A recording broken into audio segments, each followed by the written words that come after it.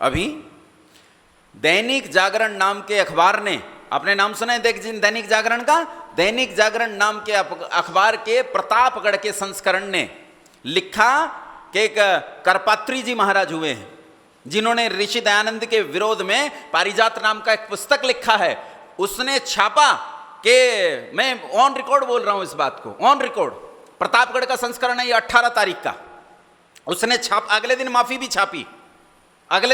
छापी, लेकिन उस माफी में भी दोष है, दोनों बता देता हूं। प्रतापगढ़ के संस्करण में उसने छापा कि करपात्री जी महाराज ने स्वामी दयानंद सरस्वती को शास्त्रार्थ में पराजित किया।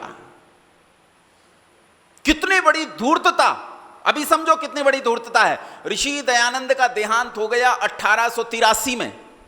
कब हो गया? करपात्री जी महाराज पैदा हुआ 1907 में। कब पैदा हुए?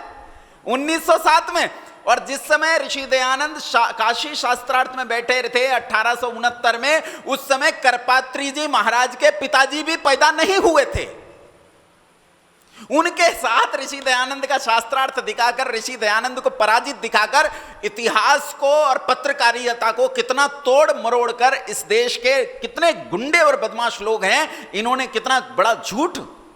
लेकिन हमारे कई लड़के हैं, बेगूसराय बारो एक जगह है बिहार में, वहां से निशांत एक लड़का है जो खोजी प्रकृति के कारण इस पर लग गया और उसने इसकी सारी खोजबीन कर निकाली। इन्हें फोन किया पत्रकारों को, अगले दिन उन्हें हाथ जोड़कर माफी मांगनी पड़ी और एक माफीनामा छापना पड़ा कि हमसे गलती हुई। वो जो स्वामी दयानंद सरस्वती हैं जिन्हें करपात्री जी महाराज ने शास्त्रार्थ में हराया, वो आर्य समाज के संस्थापक ऋषि दयानंद सरस्वती नहीं है। ये ऋषि के बारे में नहीं लिखा गया है, अपितु तमिलनाडु के एक स्वामी दयानंद सरस्वती हैं, उनके बारे में लिखा गया।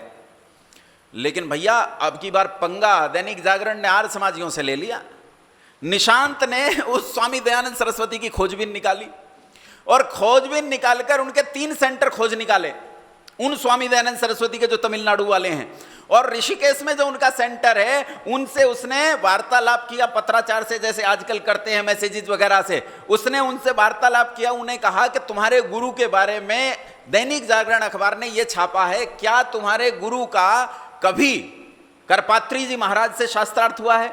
उन्होंने कहा हमारे गुरु का करपात्री जी महाराज से कभी आपस में सामना भी नहीं हुआ, शास्त्रार्थ तो बहुत दूर की बात है।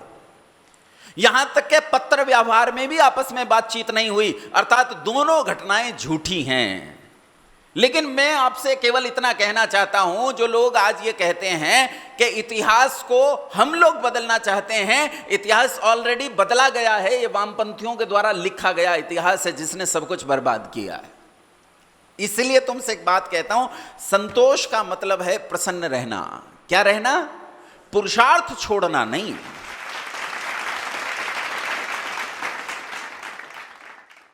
100 से अधिक देशों में देखा जाने वाला, सर्वाधिक लोकप्रिय और सबसे अधिक फॉलोअर्स के साथ पूरी दुनिया में आर्य समाज के विचारों का प्रचार करने वाला एकमात्र चैनल वैदिक प्रचार।